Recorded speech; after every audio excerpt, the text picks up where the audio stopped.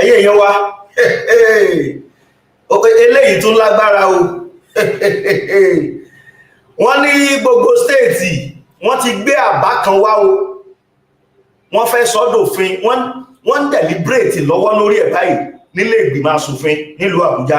ẹ̀yin èèyàn, proof ń bẹ ń bì, èmi ò ní wá kí wọ́n mọ̀fò wá àbí ká mọ̀ gbé nǹkan tí ò jẹ́ ní ìwà, Ọlọ́run ní jẹ́ ń bá àyàn sí.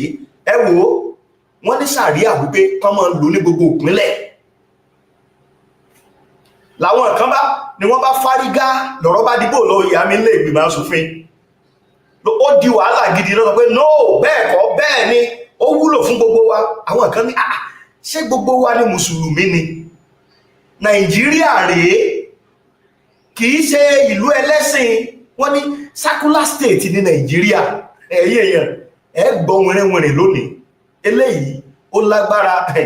nǹkan tá à ń sọ ní ìṣẹ̀lẹ̀ yìí o, àwọn ará bí làjẹ́ndà sẹ́, ṣùgbọ́n kí làjẹ́ndà tí wọ́n ní? ẹ̀yin èèyàn wa, ẹ mọ̀ bá mi bọ̀. mo kí gbogbo ẹ̀yin olólùfẹ́ wa káàbọ̀ sórí ìkànnì Àràbà ní gbogbo ibikíbi tẹ́ bá ti ń wò wá lórígun mẹ́rẹ̀ẹ̀rin gbogbo àgbáńlá ayé. ẹ mọ̀ káàbọ̀, ẹ káàbọ̀, ìkànnì Àràbà rèé. gbogbo ẹ̀yin bàbá mi, ẹ̀yin ìyá mi, ẹ̀yin ẹ̀gbọ́n mi lọ́kùnrin àti lóbìnrin tí ẹ kì í fi ìkànnì yìí ṣeré, mo kí yín ní gbogbo ibikíbi tẹ́ ti ń wò wá, ẹ káàbọ̀. ẹ wo ọ̀rọ̀ tí mo gbé wá lónìí, ọ̀rọ̀ tó lágbára ni. tẹ́ bá kọ́kọ́ ń wo tọ́píìkì mi yẹn, mo ní wàhálà ńlá bẹ́ sílẹ̀ lórí òfin sàríà tí wọ́n fẹ́ sọ dòfin ní gbogbo Nàìjíríà.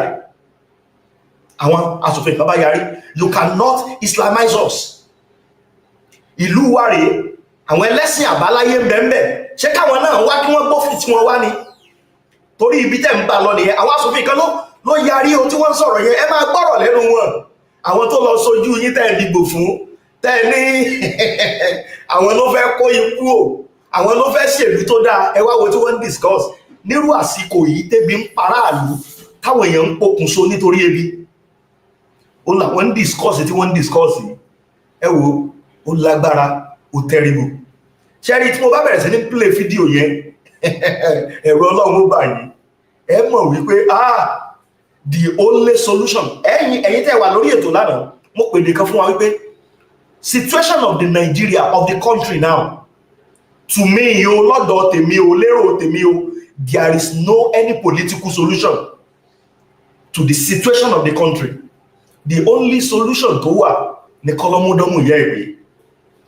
bí ìbá jẹ́ bẹ́ẹ̀, àwọn kan wá kóra wọn jọ, torí ẹ̀ lẹ́sẹ̀ ráwọn Olúwo, torí ẹ̀ lẹ́sẹ̀ ráwọn Mùfùtí tí wọ́n ṣe ń ṣe kàùnkàùn káàkiri, tí wọ́n ń sọ kátikátí, torí ẹ̀ lẹ́sẹ̀ ráwọn ìgbésẹ̀ yẹn.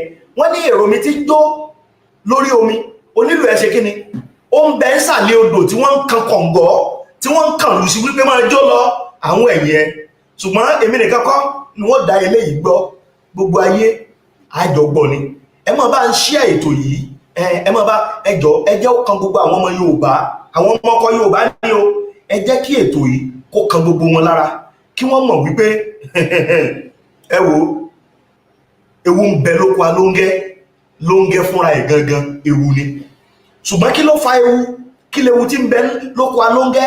tá a bá wo fídíò yìí tán, ọ̀rọ̀ tí mò ń sọ ibi tá ń lọ yóò yé gbogbo wa. fídíò yẹn ó gùn díẹ̀, máa ọ̀rá máa play díẹ̀, a máa ṣe analysis yẹ, máa analyze yẹ bí mo bá ṣe ń play díẹ̀. èyí ló mọ̀ gbọ́, a wà máa sọ̀rọ̀ lórí ẹ̀, a máa fọ̀rọ̀ wérọ̀ gbogbo àwọn nǹkan tó ń ṣẹlẹ̀, àwọn antecedent tó ti ṣẹlẹ̀ síwájú, àwọn tó ń ṣẹlẹ̀ lọ́wọ́, táwọn nǹkan fi ń ṣe kàùnkàùn káàkiri. ẹ wo gbogbo ẹ̀.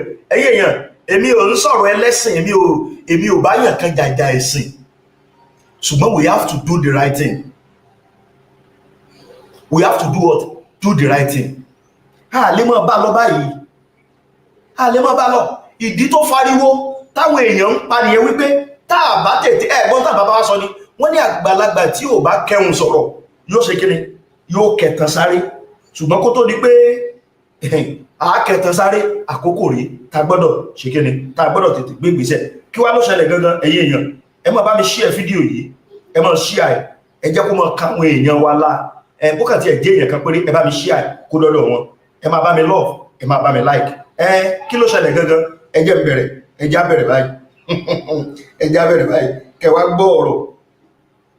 kẹwàá gbọ́rọ̀ látẹnu àwọn tẹ́ dìbò fún àwọn tẹ́ dìbò fún tó lọ sójú yé nílùú Àbújá àwọn èèyàn constitution àwọn èèyàn ṣùgbọ́n kí làwọn ń sọ̀rọ̀ nípa ẹ̀ àwọn ń sọ̀rọ̀ wípé àwọn fẹ́ ṣe sàríà o wípé gbogbo ìpínlẹ̀ pé kí wọ́n máa lo sàríà kí wọ́n kìbọnú òfin tẹ́ ẹ̀ bá gbàgbé tẹ́lẹ̀ àwọn òkè ọya àwọn ìpínlẹ̀ òkè ọya bíi Zamfara Kánò nǹkan ni wọ́n ti ń lo sàríà fúnra wọn ṣùgbọ́n wọ́n wá gbé bíìlì yẹn wá wọ́n gbá bá yẹn wá sọ wípé àwọn fẹ́ jẹ́ kó jẹ́ gbogbo ìpínlẹ̀ mi ò gbọ́rú ẹ̀ wọ́n láwọn fẹ́ jẹ́ kó jẹ́ gbogbo ìpínlẹ̀ ni wọ́n ti mọ̀ lo sàríà ṣùgbọ́n kí ni ìhà kí lọ̀rọ̀ táwọn èèyàn kan sọ nú wọn ẹ̀yin èèyàn ẹjá bẹ̀rẹ̀ báyìí ká má fà àkókò ṣòfò torí bí tá ń lọ lónìí ó jìnà díẹ̀ ẹ má bá ń pè àwọn èèyàn kí wọ́n máa wọlé fọ́nrán rí ẹjá bẹ̀rẹ̀ báyìí. Mr. Speaker, our constitution allows for freedom of worship of all religions. Mr. Speaker, we would not sit in this hollow chamber and restrict ourselves to just a few. If we begin to put such components into the constitution, tomorrow the ecclesiastical faction comes up. The day after, the traditional faction comes up. The day after, all other components begin to come up. And what happens to our grand norm that is supposed to be the foundation of our existence? Mr. Speaker, Nigeria has never limited anybody from practicing his religion. You go to states like in the north where you have Sharia being practiced as the criminal code for those states. It is because it's peculiar to them as a people and as a persons. By the time we begin to expand it and bring it into our constitution, we are not an Islamic state. We're a secular state. We're not a celestial state. We're a secular state. We are not a traditional worship state. We're a secular state that respects and gives everybody a sense of belonging. We're a nation. We need to be sensitive to the mood and the existence, freedom of speech, freedom of association, to live in happiness, not a scenario whereby there could be some misconceptions. To this end, I wish to crave the indulgence of the sponsor of this bill that he steps it down for more legislative input and consultation, which would be more in tune with our beliefs and the norms. But I do not believe it is a legislation that should pass for second reading. I so submit. Thank you, Mr. Speaker, my respected colleagues. Now, ẹ̀yin èèyàn wa ṣé ń gbọ́ mi dáadáa ẹ̀yin náà ń gbọ́ tí honorable yẹn tó ń sọ mo mọ̀ pé gbogbo alágbọ́. Now wọ́n jẹ́ kó yé wa nù tí wọ́n ń sọ yìí wípé bíìlì yẹn wọ́n ti kọ́kọ́ kà lálàkọ́kọ́ o wọ́n ti kà lálàkọ́kọ́ second reading ó ní wọ́n fẹ́ kà tí wọ́n wá ń debate lé lórí pé ṣé pẹ̀lú tó ń ṣẹlẹ̀ nílùú pẹ̀lú tó ju àwọn èèyàn rí ṣé n tó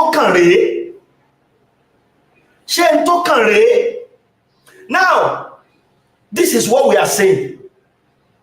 Tá bá sọ pé orílẹ̀-èdè kí là ń pè lórílẹ̀-èdè wọ́n ní ẹ̀yà kan èdè kan àṣà kan ìṣe kan àfojúsùn kan ohun gbogbo tí wọ́n ń ṣe ìkànnì that is nation. Ṣùgbọ́n ẹ wo táwọn ará gbígbé wá ẹ máa rí wípé we are not the same. Àìṣe nǹkan kan ìdí nìyẹn tí bàbá Haúsá tó sọ̀rọ̀ lánàá Ango Abdullahi tó sọ pé Nàìjíríà ti expire 100 years ó ti lé ó ti pé ká jẹ́ ká jókòó kọ́lọ́mọdọ́mù yẹ́ ẹ̀gbé. Ṣé mọ̀ wípé àwọn ará òkè ọya tí wọ́n mélé ìwá ń sìn wọ́n láwọn èèyàn kan tí ń bẹ lábẹ́lẹ̀ tí wọ́n ń ṣe kíni tí wọ́n ń sọ fáwọn tí wọ́n ní kó lọ represent àwọn ní House of Rep yẹn wípé ń ta afẹ́rẹ́ tẹ̀bálẹ̀ ti débẹ̀ ẹ gbọ́dọ̀ ṣe. Now irú àwọn èèyàn yẹn now ẹ̀yà wọlé Yorùbá àti wa ẹ wọlé Yorùbá àti wa ẹ máa rí pé ẹ̀sìn mẹ́tẹ̀ẹ̀ta ló pé bẹ̀ àwọn ẹlẹ́sìn àbáláyé ń bẹ àwọn mùsùlùmí ń bẹ́ẹ̀ àwọn kìrìsìtẹ́nì ń bẹ́ẹ̀ kéèyàn kan wá dé kó wá ní sẹ̀ríà ló ń fẹ́ gbé wá òfin sẹ̀ríà la fẹ́ máa lò kí ló kà wá pẹ̀lú sàríà. Now àwọn tẹ́rọ wọn papọ̀ tó jọmọ́ sàríà káwọn ṣe kíni kí wọ́n kóra wọn ẹjọ́ kí wọ́n máa lo sàríà wọn kò sẹ́ni tí ó mú wọn àbí ṣé wọ́n mú yàn sí ni. Gbogbo táwọn èèyàn rí tipẹ́tipẹ́ rèé tí wọ́n fi ń pariwo wípé Nigeria is not working, nǹkan ò sẹ́nu rẹ̀, ara ni àwọn aráàlú, ebi ń pa aráàlú, gbogbo ọrọ̀ ajé ti dojúrú, kódà ọ̀pọ̀ òbí tí ń withdraw ọmọ nílé ìwé pé wo níbi agbédé yìí agbára wọn ò gbé mọ́ lọ lé ìwé mọ́. Now ẹ wá wo tí àwọn tẹ́ ẹ yàn tẹ́ ẹ dìbò fún ẹ wo tí wọ́n ń discuss lásìkò tí tó jẹ́ pé this time is a critical situation for the country. Ìdí tẹ́ máa fi mọ̀ wípé the nation is collapsing, bẹ́ẹ̀ ni ó ń lọ tó bá tọ́lọ́mọ bá ti dẹ́mù yẹ́ ẹ̀gbẹ́ tán ẹni tó bá wá yàn pé sàríà lọ ló fẹ́ máa lò wọ́n fẹ́ Islamize ara wọn ó free láti lọ wọ́n ní mú ẹ sí. ẹ̀dẹ̀ mọ̀ páwọn ará òkè ọya tá ń sọ yìí ó tẹ́ wọn lọ́rùn ni. Ibi tẹ́ máa ti mọ̀ pé Nàìjíríà ń ṣẹyọ kan nìyẹn o. Yes, ẹ̀yẹ máa wò wọ́n sọ pé wọ́n ní 1999 constitution wọ́n ń lo òfin yẹn ṣé ìgbàgbé wọ́n dẹ̀ tún gbà wọn kan láàyè. Ẹ̀dẹ̀ pera yín lórílẹ̀-èdè kan àwọn kan lo sàríà lọ́dọ̀ tí wọ́n and àwọn wá fẹ́ lo agbára yẹn báyìí wípé kí wọ́n lo agbára táwọn ní tẹ́ bá gbàgbé muslim ticket ló wà ń ta. Àwọn wá fẹ́ lo agbára táwọn ní sí wípé káwọn kúkú gbogbo àwọn ìpínlẹ̀ yòókù náà káwọn máa lo sàríà ń bẹ̀ bọ́ọ̀ bá ti ṣe tí ò yọ sí báyìí wọ́n yá gé ọlá pa ni. Ẹ̀rí pé nǹkan ń bọ̀ ẹ wo ẹja mọ́ gbọ́ lọ ó gùn díẹ̀ ṣe ẹ gbọ́ oríṣiríṣi ọ̀rọ̀ lẹ́nu àwọn tó ń sojú. I want to comment as the second to the last speaker spoke. In fact, the bill that was moved by the sponsor, we are supposed to commend him. I agree Nigeria is a secular state where we have different opinions, traditions, religion, and what have you. But if you see this motion or this bill, it will help Nigerians to know that these commercial banks, especially Taj Bank and what have you, many people have the perceive that these banks are specifically for Muslim, while it is not. So by expanding this nature, I believe when it is encompasses to everybody, many people will see the benefit of this bill, and I believe in the near future, many people will see that the mover put this in a right direction. Thank you very much. Honorable Kuye. I rise to add my voice to this all important motion for a bill to amend our constitution with respect to the expansion of the description of Islamic law. Let me start by saying that the constitution mandates our government that they shall not adopt any religion as a state religion, meaning that Nigeria is a secular state. Number two is the fact that Section 38 is very clear as to the rights given to all Nigerians in terms of choice of religion and how they worship. Section 2 goes further to say that Nigeria is a federation consisting of the federal government and then the state governments, giving the states the liberality to adopt whatever kind of law they want to use in governing their people. And that's why we have some states with all this Sharia law and all of that. They are permitted to do it, the State House of Assembly.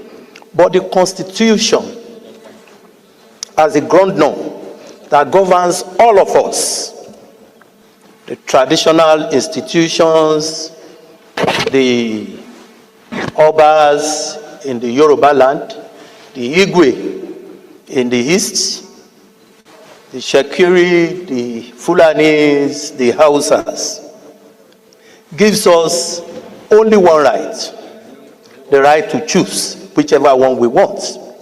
We can therefore not allow this constitution to become so filled with frivolities that is supposed to be the mandate of the state. We have all been clamoring for physical federalism.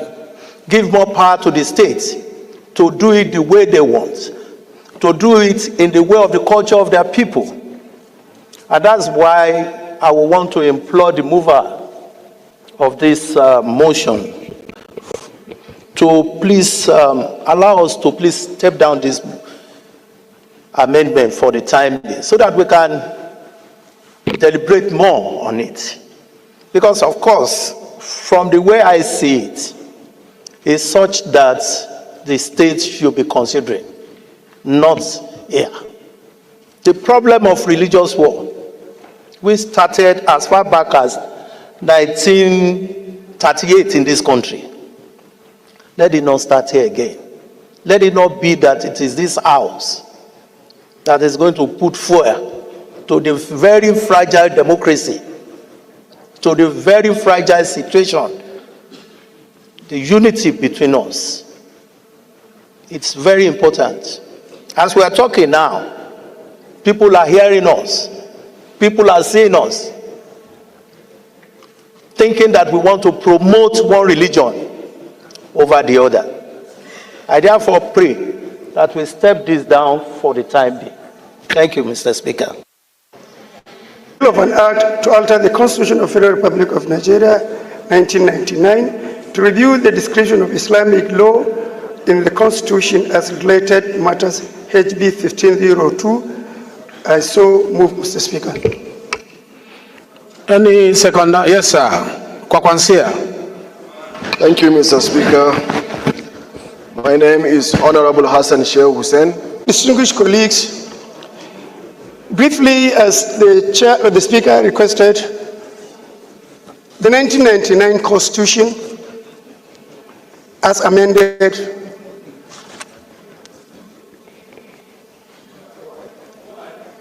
the 1999 Constitution, as amended, Mr. Speaker, provide for a personal Islamic law in the Constitution.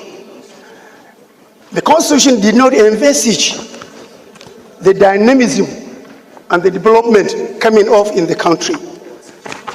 In 2003, the Constitution did not recognize that the Islamic commercial law, Islamic company law, Islamic international law, Islamic public laws. In 2003, Mr. Speaker, Taj Bank came up under the commercial Islamic law. In 2019, another bank came up under the commercial law. That means the Jaiz Bank, not the Taj Bank. The Jaiz Bank was in 2004. The Taj Bank came in 2019. Mr. Speaker, sir, if you look at the personal law, it only encompasses marriage, divorce, and the inheritance. Therefore, what I'm requiring is the removal of the removal of personal in section 24 of the Constitution, section 262, section 277, and section 288, so that other relevant laws like the public, the commercial law, Islamic commercial law, the Islamic company law, the Islamic international law can have a place in the Constitution. Therefore, Mr. Speaker, this is what I want the honorable colleagues to support so that this amendment can be done. I so move, Mr. Speaker. Honorable Mr. who is calling, I think, is in the right direction to give a backup for the commercials and other laws that already they are practicing without proper backing, particularly in our Islamic-related financial institution of not only limited to Taj Bank or Jaiz Bank, but there are several banks that are now practicing, particularly the Mudahara and the other sharing formulas. I think this is a very welcome development that it will give even an economic leeway for the nation to see the goodness of such practices in our financial institution to get the backup of the law. I do support. Thank you, Mr. Speaker, sir.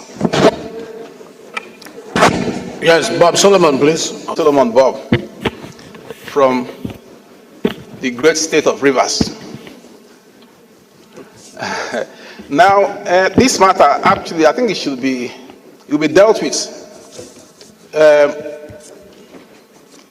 in better technical detail at the committee level for constitutional review, because there's so much to say about this kind of okay, I'm sorry, I was told you were not listening to me. I'm saying that this bill will be better dealt with in broader technical detail at the level of committee for constitutional review. But straight off, the section you're referring to, if it is removed, the word personal is removed, the implication immediately is that Islamic law will now have a general application with respect to criminal law across the country. The word personal there was put for a purpose. So if you remove it, that's the implication. It will have great consequences. So we can look at the details of what you're trying to do, what you're trying to achieve, and advise at the committee level. With respect to the references made to Taj Bank and Jaiz Bank, their operations have not been in any way hindered. There are regulations dealing with those matters concerning banks, CBN Act, and all the rest of them. So those are matters that the banks can deal with. They don't have to incorporate, or attract or drag interest with respect to commercial ambitions to the Constitution.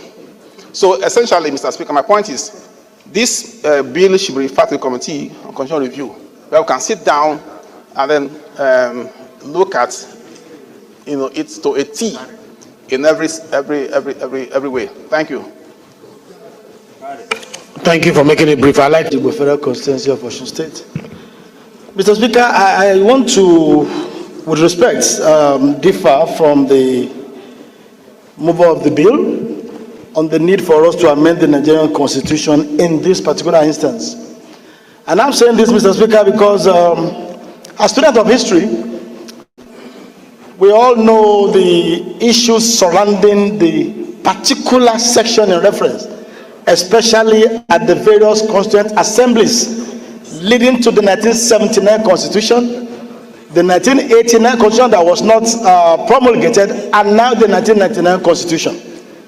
Mr. Speaker, the drafters of the Nigerian Constitution are very conscious of the secularity of the Nigerian nation, and also very conscious of the sensitive nature of religion. And I remember the 1976 Constitutional Assembly, the 1979 Constitution, was very, very contentious on this matter until the then federal military government came in to stop further debate on this matter and took a decision that the application of Islamic laws will only be constrained to personal matters, which has to do with administration of estate and some other issues. Mr. Speaker, we have to be very, very cautious of whatever we do to alter the Nigerian Constitution in a manner that will further widen the divides that we have as a country. And in any case, Mr. Speaker, like my previous colleague said, the matters which my colleague seek to address by this proposal is already covered by existing laws. The Kama law, covers regulation on issue of finances and allows for its application of Islamic principles of financial transaction. The same thing with the same thing with the CBN Act, like you rightly said. And the moment we allow the Constitution to be altered to take care of all manner of interests, we will no longer be in the state where the sanctity of the Constitution is respected, and the intent of the drafters of the Nigerian Constitution via or as regards to the secular nature of the Nigerian nation might be threatened if we allow this to go on. Mr. Speaker, I sincerely think that this bill should not pass on for the second reading. For these reasons I've adduced. Thank you. Thank you. Abdul Hakim Kamilo Ado, representing Udilgarko Federal Constituency, Kano State. Mr. Speaker, I would like to make it brief to say that while being cautious, but we have to consider, and considering also the divisions we have in this country, we have to consider the ethics, the values, and the interest of the masses. Because we are here in this hollow chamber to represent the Nigerians, and also not to make a religion or a tribe or a community, not to constrain them from practicing something which is their way of life. We all know that Nigeria comprises of so many religions and also tribes and communities. But these religious matters, we consider it as a way of life, not just a mere religion. So considering the ethics and the values and the interest of the masses, not looking at the division or being cautious of what this will cause, Mr. Speaker, I think this bill is supposed to pass for the second reading. In my opinion, Mr. Speaker, we need to commend the Honorable Misau for coming up with this bill in order to unite and to create a room, free room or an interest for people that are practicing Islamic religion to practice their religion freely and to consider some way of life which comprises so many things. Talk less of the commercial that he talked about. There are so many things we need to consider in order to encompass it under this bill. If at all we are considering this bill to be passed via the committee, then, Mr. Speaker, as you said earlier, that we are here as parliamentarians in order to pass bills, and it doesn't have to go through the committee. So we can pass it, and then later on the committee can consider what they can do about the bill. But we are here to debate it, and we are debating it. So let us go on with the debate, and later on consider what we can go with in this hollow chamber. Thank you, Mr. Speaker. Thank you so very much. Speaker. My name is Honorable Isa Muhammad Anka, representing Anka Talata Mafra constituency. I'm from Zamfara State. My able speaker, our honorable colleagues, I wouldn't want to dwell on issues already spoke by the last speaker. In other words, he has spoken my mind.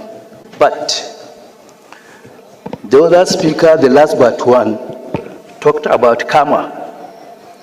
Karma is already embedded in the constitutions. Therefore, it takes care of other commercial laws. And I think we need to understand the subject matter of this bill. The bill is calling for description of Islamic law. In other words, the bill is seeking the House to define, because of the existing situations now, looking at the issue of, like he rightly quoted, other commercial laws that have not been embedded, that have not been taken care into the Constitution. I think it's a straightforward bill. He is not calling the fact that, he's not calling for expanding the existing Sharia law, but rather to define it in order to encompass all those, existing situations that have just come up. That is my contribution, sir. Thank you very much. Yeah, he's not talking about Sharia law. He's talking about the Constitution of the Federal Republic of Nigeria. So that we get it right, his bill is about the Constitution of the Federal Republic of Nigeria, not the Sharia law. Okay, Jonathan, please, let's hear you. My name is Honorable Said Musa Abdullahi. I represent the people of Bida, Gbogbo, Kacha Federal Constituency, Mr. Speaker. Honorable colleagues, I'm from Niger State. Mr. Speaker, I think we need not lose sight of what the proposer of the bill intends to achieve. I understand how sensitive matters related to religion are, especially in this country. But the fact of the matter is we cannot treat religion issues in isolation. There are issues that we must bring to the front burner and discuss, irrespective of how sensitive they are. I didn't want to stand, but I looked at the sensitivity. Even from the argument, you could see the sensitivity that is driving the sentiment that is driving the argument. But if we focus, Honorable Ali, approach the chair. If we focus on what the bill intends to achieve, Honorable, approach the chair. The bill intends to review the description of Islamic law, which means it's already enshrined in the Constitution. What it seeks to achieve is to review the description. So it's already in the Constitution. I don't understand why we will see it as something that will lead to snowball into a crisis or what have you. This is what we have done that over the years that has led us to not make progress on certain issues. It doesn't matter how sensitive these issues are. We must be able to debate them. This is what our people sent us here to do. If we run away from discussing a problem, if we assume it to be a problem, and we're running away from discussing it, how will you provide solution to it? I will agree and accept the fact that there is need for further, broader consultation. But for us to run away from the problem, for us to drop it and say it's not an issue to be discussed on this floor, I don't think it's something that is acceptable. I so submit, Mr. Speaker.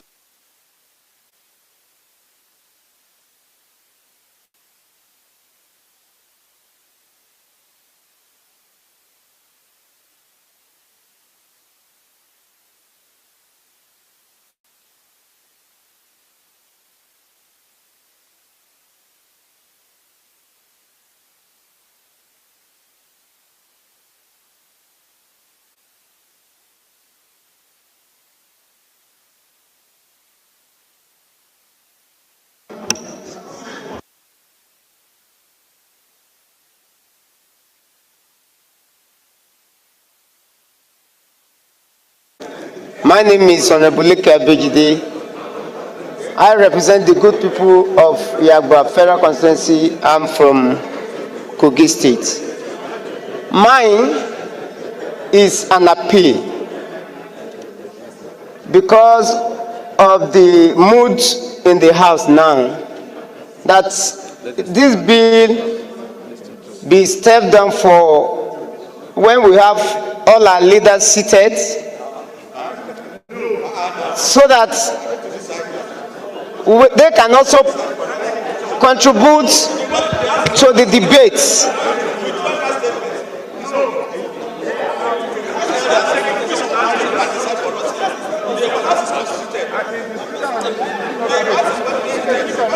I want to appeal that if you look today now, most of the leaders are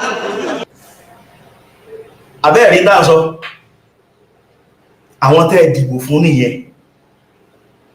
Ẹ máa rí pé àwọn ará bí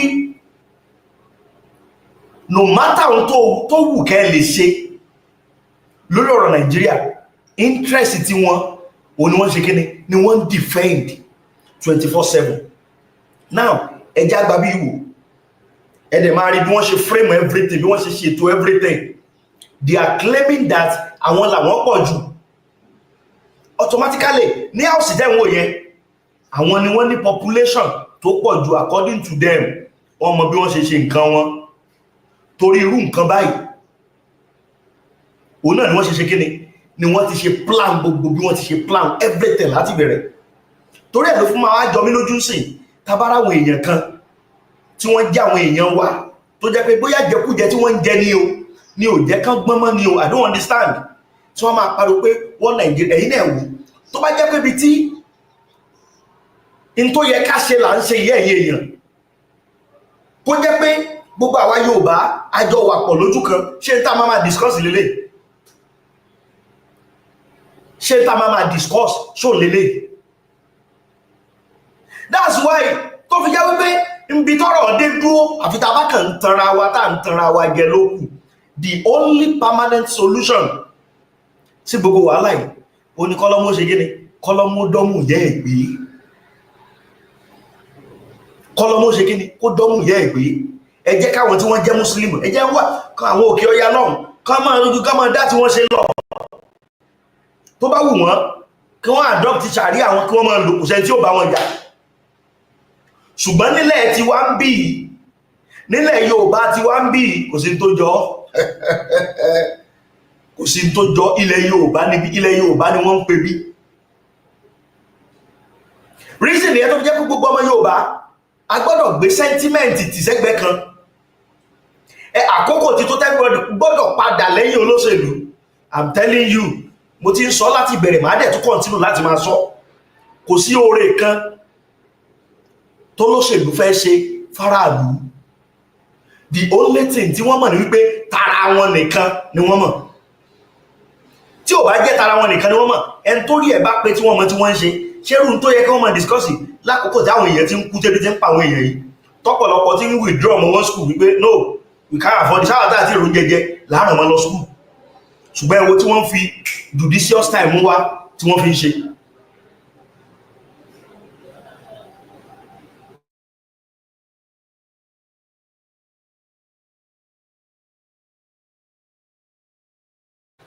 now ẹwọ tí wọ́n ń lo ọ̀rọ̀ wa bí nǹkan tí mo sọ fún wa lánàá ilẹ̀ Yorùbá ń bí ni wọ́n ti rí tó pọ̀ jù lówó gidi ló ti ń jáde àní wọ́n gbé òfin lọ sílé ìgbìmọ̀ aṣòfin wípé ẹja bọ̀wọ́ lòfin ẹ máa gbọ́ o ìdí tẹ́lẹ̀ fún àbọ̀ pé Nigeria is not wrong kò dẹ̀ lè wọ́ọ̀kì ó nìyẹn wọ́n gbé òfin lọ síbẹ̀ pé ẹja aṣòfin ìpínlẹ̀ bó a bá ṣe owó tá a bá ń generate nípínlẹ̀ kọ̀ọ̀kan bẹ́ẹ̀ láṣọ máa fáwọn ìpínlẹ̀ lówó àwọn ará bí yarí wọ́n ní bíìlì yẹn ó ti is dead on arrival mo ń bọ̀ èèyàn wà kan ti pè wá ẹ jẹ́ ká gbọ́n tí wọ́n fẹ́ sọ káwọn àwọn náà fẹ́ dá sí tó. Hello. Yes sir. Yes sir ẹ káàbọ̀. Yes sir ẹ kú ọjọ́ mẹ́ta. Bẹ́ẹ̀ ni máa wà lórí ètò àlàáfíà ni. Yes sir. Mo bẹ́ sọ̀rọ̀ lórí program tí mo wò lọ yìí. Ok, ẹ go ahead. Ẹ gbọ́ mi ta. Mo ń gbọ́ yín. Tí wọ́n bá ṣe ń pé ọ̀nà wà ní láti irú ráyè tí àwọn bàbá ti Sunday Igboho tí wọ́n bá wá ṣe yẹn nígbà yẹn. Tó bá ṣe pé irú ráyè yẹn tó bá tó lè wáyé padà ní gbogbo lẹ́nu pátápátá. Kí wọ́n bá wa mọ bí àwòrán náà ti máa wáyé tí irú ráyè yẹn tó fi máa wáyé padà. Káàdì kí ẹ kó ní ká gbogbo ilẹ̀ Yorùbá kí kó ní ká gbogbo ti múra kalẹ̀ ká fọ́nu gbogbo abúlé ilẹ̀ Yorùbá lọ. Á jẹ́ kí wọ́n mọ̀ pé ìgbà báyìí o nígbà lásìkò báyìí a máa ṣe díẹ̀ Yorùbá nation tá a bá kéwú rálì yẹn bí ẹ̀mejì nílẹ̀ Yorùbá tí gbogbo abúlé mọ̀ gbogbo ògbóró náà gbogbo àgbáyé ká dì kí Yorùbá nation ní sẹ́kàn náà ètò ọba wa tẹ̀lé ẹ̀ jáde ó ti ẹ̀tẹ̀lẹ̀ náà ẹni tí ọba ti ẹ̀ kú ó ti ẹ̀ kú ẹni tí ọba kú kò kú torí wípé tẹ́lẹ̀ àwọn aróòtú ọya yìí ọ̀nà tí wọ́n ń tán ọ̀nà tí wọ́n fẹ́ gbà ìran Yorùbá àti ìran Yígbò náà ni wọ́n tán kèké ẹ̀ táwọn yẹn gbé ìgbésẹ̀ yẹn àwọn orílẹ̀-èdè Árábù yẹn wọ́n kó wọn lọ́wọ́ àwọn òyìnbó aláwọ̀ kọ̀ọ̀kan yìí wọ́n kó wọn lọ́wọ́ fún gbogbo aládàáda tí wọ́n ti yẹn wọ́n fẹ́ sọ ìlú yẹn di bí wọ́n ti sọ bọ́kìdà sódà wọ́n fi wá ráyè kọ́ka àwọn ìran Yorùbá àti àtàrí Yígbò náà ọ̀nà tí wọ́n fẹ́ nìyẹn yóò ti jẹ́ wípé agbára máa wà lọ́wọ́ wọn kí ẹni tó jẹ́ ọmọ nílùú gangan tí wọ́n ti ní lẹ́nu àti sọ̀rọ̀ mọ́ tí wọ́n ti ní lẹ́nu ọ̀rọ̀ mọ́ ọ̀wà ní sí pé èèyàn máa ní ẹnu lórí ìkẹ́ èèyàn mọ́ ọ̀nà tí wọ́n fẹ́ nìyẹn. èyí ẹ̀dá mú kí ni àǹfààní wà Nàìjíríà kí ni àǹfààní tí wà Nàìjíríà ṣe fún wa wà Nàìjíríà ò ṣe àǹfààní kankan bá wà rẹ Yorùbá kí ni àǹfààní tí wà Nàìjíríà ṣe fáwọn ará Ìgbò náà àwọn ará òkè ọya yìí bí wọ́n ti ń ṣe fún wọn tó wọ́n sì tún sọ kò sì tún fẹ́ wọn lọ́rùn náà àwọn ilé fẹ́ gba ilẹ̀ ni wọ́n fẹ́ jẹ́kọ́jọ́ pé àwọn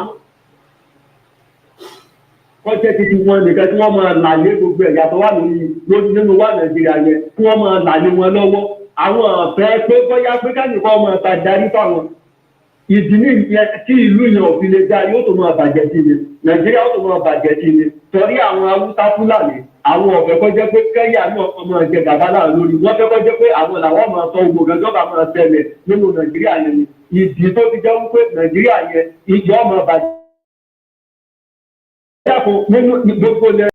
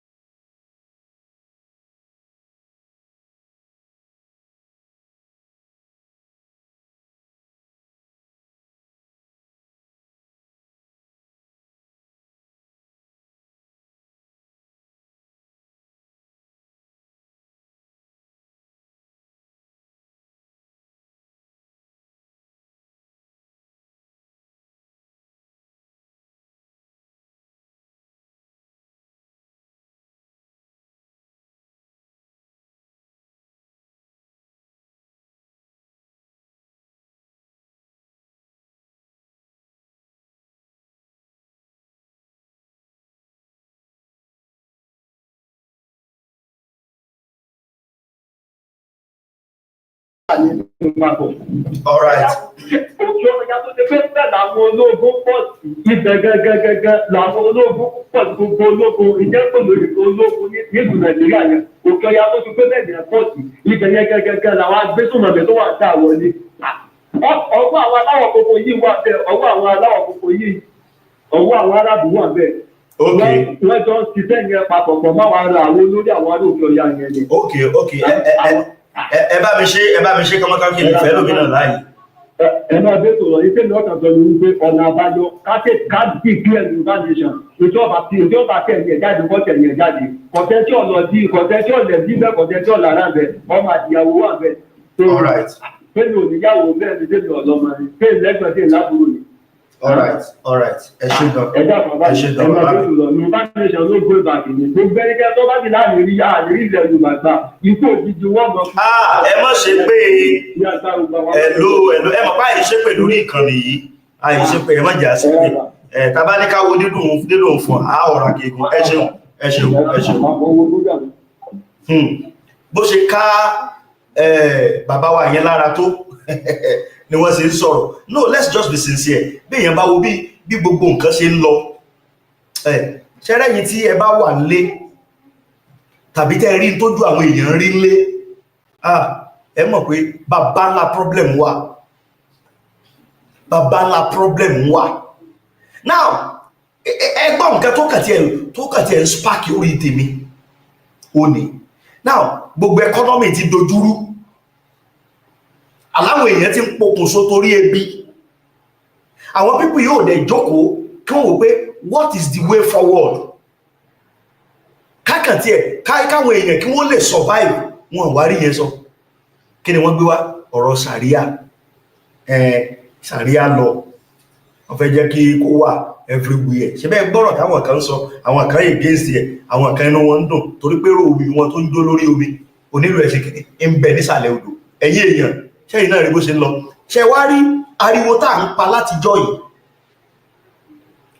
pa látijọ́ yìí nìyẹn yes because gbogbo tó ń ṣẹlẹ̀ yìí kò fẹ́ẹ̀ jájòjì sáwa ń táwa ti foresee ni, kì í ṣe pa ajẹ́ wòlíì, ṣùgbọ́n if you sit down kẹ́ ẹ wo ọ̀rọ̀ politics Nàìjíríà bó ṣe ń lọ, ẹ mọ̀ pé ibi tó máa já sí nìyẹn. Now a dẹ̀ ti ráwọn bàbá wọn Ango Abdullahi tó ń gbẹnu àwọn àgbààgbà. Ango Abdullahi rí ẹ̀yin tẹ́ ẹ bá mọ̀ ẹ jẹ́ gbé sí, mo sọ̀rọ̀ lórí Ango Abdullahi yẹn lánàá.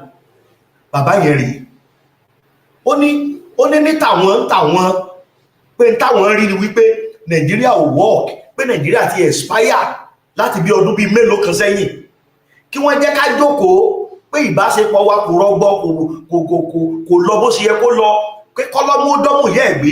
Suggestion bàbá yẹn tó sọ nìyẹn, but none of them wọ́n tó sọ̀rọ̀. Now tabadé ká jókòó káwò dáadáa, gbogbo ẹ̀yà mẹ́tẹ̀ẹ̀ta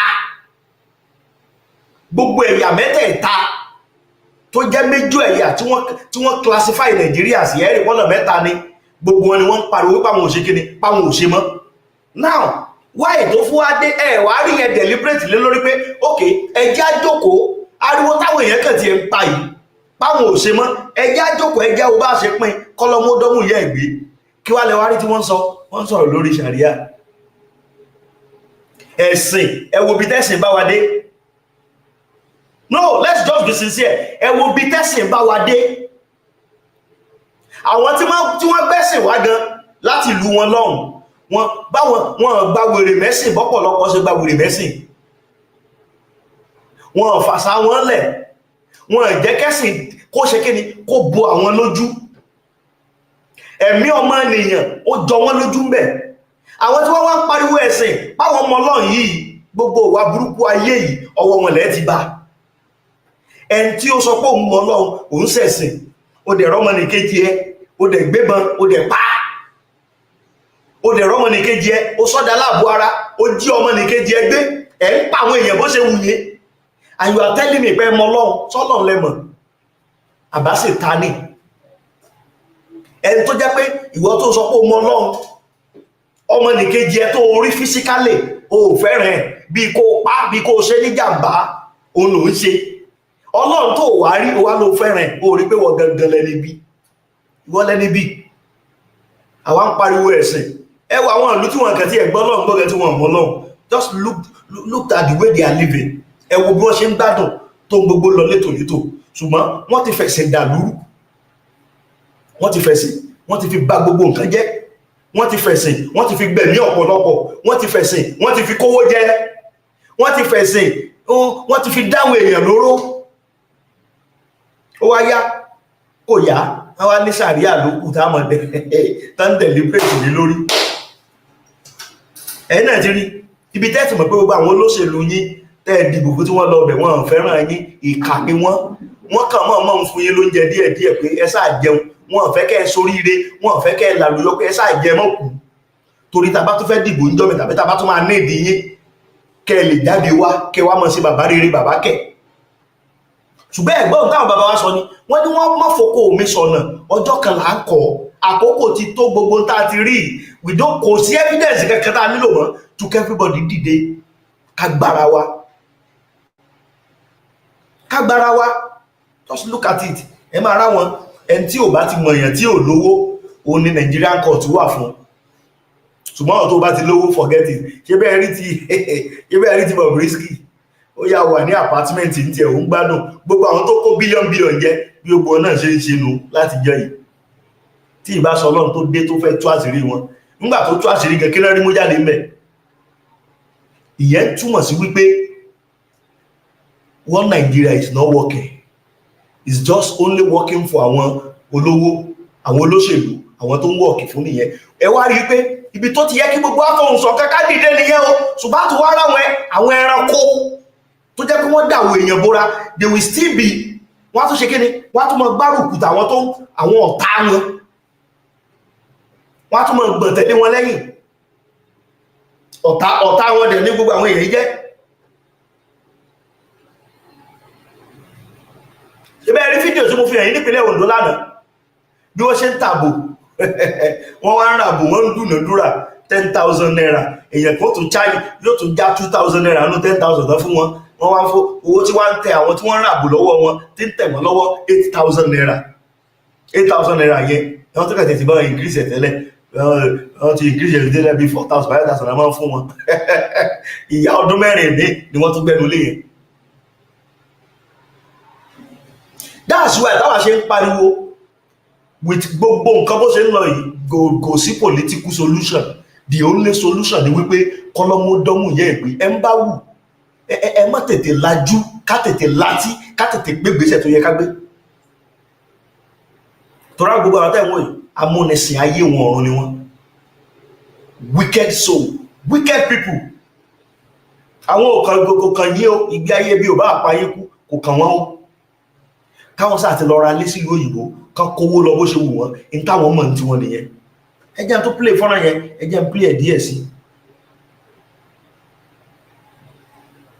Ẹ jẹ́ play ẹ̀ díẹ̀ sí. Kẹ gbá àwọn aṣòfin yìí. Lágbára pọ̀ lágbára. I think it's a straightforward bill. It's not, he is not calling the fact that, he's not calling for expanding the existing Sharia law, but rather to define it in order to encompass all those, existing situations that have just come up. That is my contribution, sir. Thank you very much. Yeah, he's not talking about Sharia law. He's talking about the Constitution of the Federal Republic of Nigeria, so that we get it right. Paragraph in that bill, and you're able to mention it to us, it means that you have it. Let me ask you, if you know you don't have a copy, raise your hand. This bill is a very sensitive one. And before this bill can be talked about here or debated, one, I believe that all of us here should have a copy of this bill to look at it and be able to go through it because of the sensitivity of this particular bill, sir. Mr. Speaker, I don't envy you today, but one thing I'm very sure, I hereby move that this bill... Please, somebody has the floor. Allow him to finish, then we'll recognize you. And I have the procedural of the Speaker. I hereby move that this bill be stepped down today and let it be shared for all of us to have a look at before further action can be taken on this bill. I so move, Mr. Speaker. Mr. Speaker, I represent Andoni Opobo Nkoro Federal Constituency. I am a Rivers man. Mr. Speaker, my very distinguished colleagues, recall that just yesterday, I had a bill to alter a section of the Nigerian Constitution as well. And concerns were raised that portion was well crafted in the interest of the peace and unity of this country. That amendment should be stepped down. It took Justice Speaker presiding yesterday to step down that bill. One common interest for the peace, unity of this country. This is similar to what we did yesterday, Mr. Speaker. Therefore, for that same singular purpose of the unity of this country, the peace and stability of all of us, I second this motion, since it has gotten to this point, that this bill be stepped down for this moment, so that we can do elaborate engagement and get back to it. Thank you, Mr. Speaker. Thank you. Over second. Point of order, sir. You throw the question open to the House. So we'll vote now. Point of order, sir. Please, don't order when the Speaker is speaking. You don't order him. You can only order when others are speaking. Point of order. So when what we'll do... Point of order, you should take it. Mr. Speaker, point of order. You shouldn't ignore us. Please. Please. Can you hear Mr. Speaker first, please? Now, the motion here is that it be stepped down. You can say no. If the vote say no, don't step it down. Mr. Speaker has no right to step it down. But the motion has been moved and seconded. If we say our laws are very clear, Mr. Speaker. When there is a point of order, we should take... speaking. Please. I am the one... No. Please sit down, please. Sit down. when we vote and the vote says no, we don't step it down, we vote on the main issue raised by the bill. After all, it's a constitutional matter. He can also go to, Manu, don't be unruly, please. No, I'm please. not being unruly. We can also vote on it and it will go to constitutional review.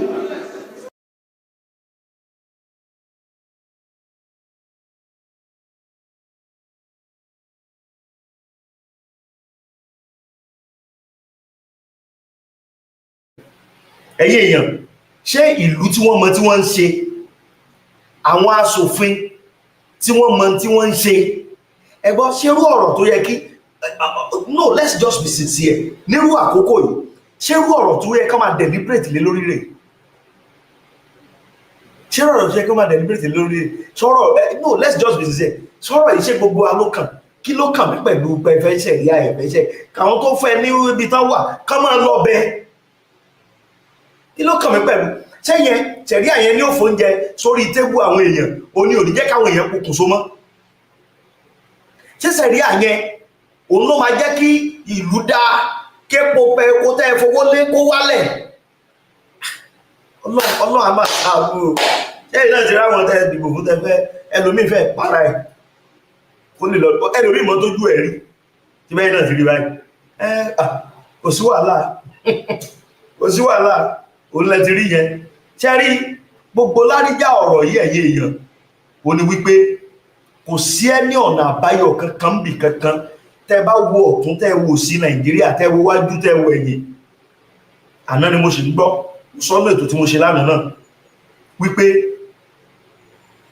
now wọ́n tún lọ yá owó mi owó rọ̀gùnrọ̀gùn bíi 1.7 trillion naira according to bí mo ń gbọ́ wọ́n ti bu ọwọ́ lu kìíní ọ̀n báyìí wọ́n tó ti lọ yá now ṣe ẹ̀rọ arówó tí wọ́n yá yẹn ìyẹn ò ní pé kó jẹ́ pọ̀ lù ó ìyẹn ò ní kékeré kó wálé ẹgbàgbé gbogbo promises pé tàbá ti yọ subsidy ẹ má wọrí 1 naira lẹ́mọ̀ràn ẹ dúró owó tá a máa save mẹ́ gbogbo nǹkan ṣe kí ni gbogbo owó tán save ẹgbọ́n ibo ló wà ẹ lọ fọkàn balẹ̀ ṣẹ́bọ́kàn yín ti balẹ̀ báyìí ní ò wá láti wá fi wá sí yẹ̀yẹ́ o I'm here to tell us the truth.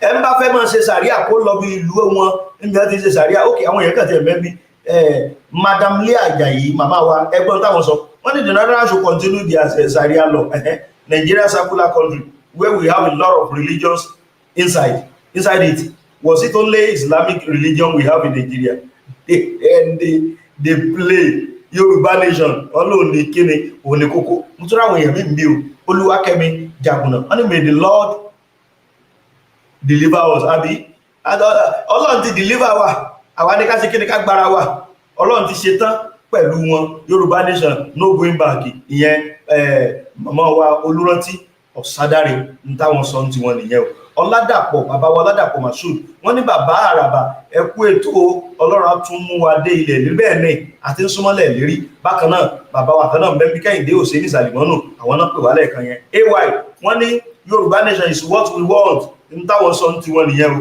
ìyẹn alàgbà AY bákan náà bóyá ọkùnrin ni wọ́n ṣùgbọ́n ọkùnrin alàgbà Adélùsì Àjíbọ́lá any northerner can be practicing Sharia law. Note that Nigeria is not one, but 3 units that was made one by force. Abi, wọ́n fi tipa. Ṣé tí Hausa bá ń ṣèrè wọn tán ṣe ìnáwó àná ìnákẹ́ni ṣé mo gbọ́n tí wọ́n sọ kí ló kàn mí ẹ̀ ṣe jẹ́ àtàn gbé dé ara wọn ká lọ mọ́ bára wọn fà á.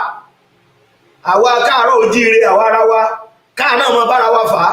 Káwọn ìgbòkú èlò náà káwọn náà bára wọn ẹ̀ẹ́dúró náà let's just tí ìbá ṣe pé ìkàlà wọn pípì kí ni ó ṣe wá lé ó ṣe wá dogun ó dọdẹ pé kẹ́ separate àwọn ilẹ̀ pípì oníkálukú sàdó nípínlẹ̀ rẹ̀ oníkálukú ló mọ bí tílẹ̀ èdè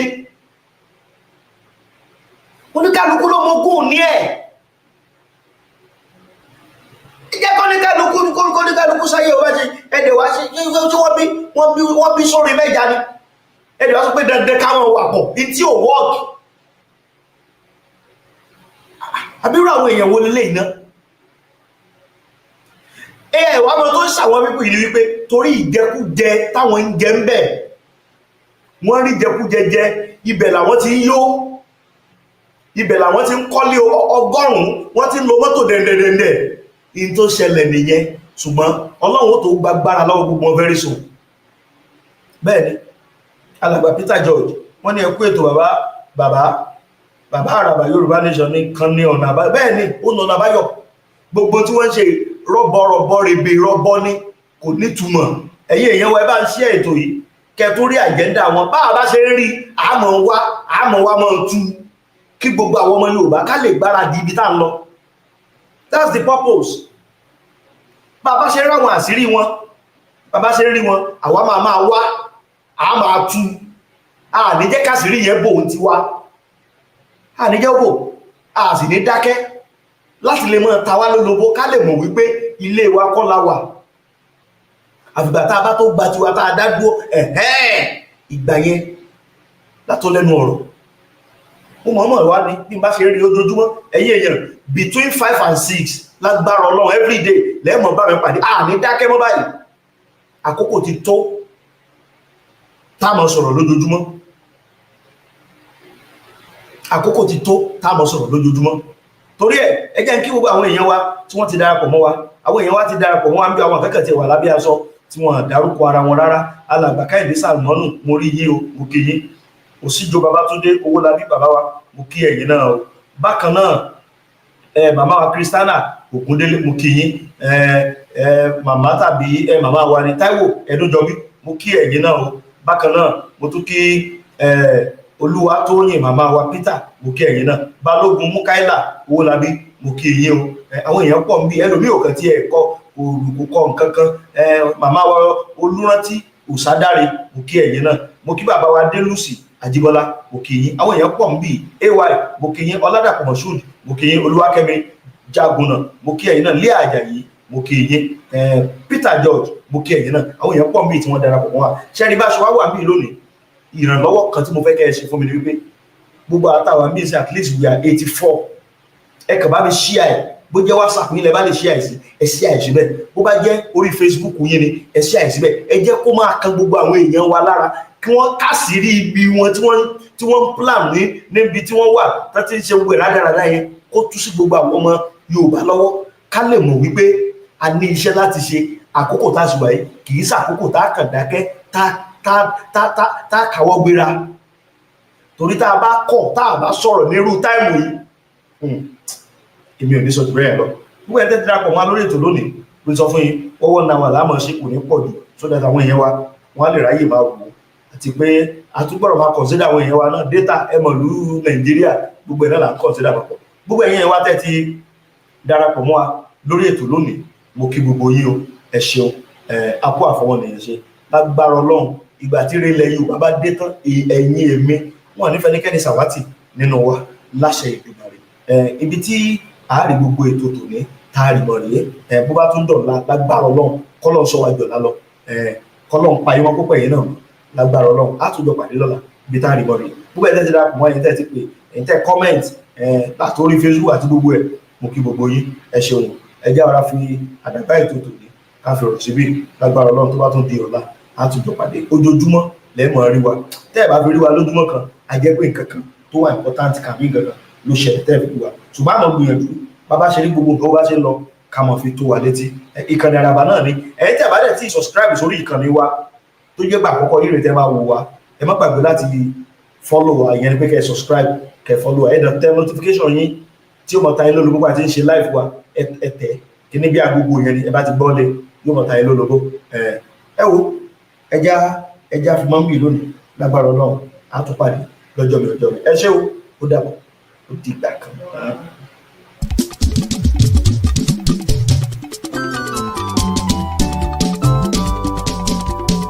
Àràbà tẹlifíṣàn ni ó online TV táráyé ń gbọ́ Àràbà tẹlifíṣàn ni ó online TV táwọn ayé ń wo.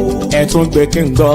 Àràbà tẹlifíṣàn ni ó wọ́n gbọ́ káàkiri. online TV táráyé ń gbọ́ Àràbà tẹlifíṣàn ni ó online tv àwọn ayé ń wo. àní bó jẹ́ ti ká pèdé àsìkò bó jẹ́ ti ká kàròyìn bó ṣe ń lọ o káàkiri àgbáyé ọ̀gá ni wọ́n o láwùjọ sọ̀rọ̀sọ̀rọ̀ kíkẹ́ olóbùrò ọjọ́ tẹ́ yẹ́kẹ́yẹ́. àní nílùú London wọ́n ń gbọ́ wa. àní lamẹ́ríkà o wọ́n ń gbọ́ wa. ní gbogbo Yúróòpù pátá wọ́n ń gbọ́ wa. ọmọ Yorùbá ní diaspora wọ́n ń gbọ́ wa. ojú wa tó lé ojú wa tó kó ọjà tábà tún wá polówó láráyé fẹ́ràn. Àràbà tẹlifíṣàn ni ó online tv táráyé ń gbọ́. Àràbà tẹlifíṣàn ni ó online tv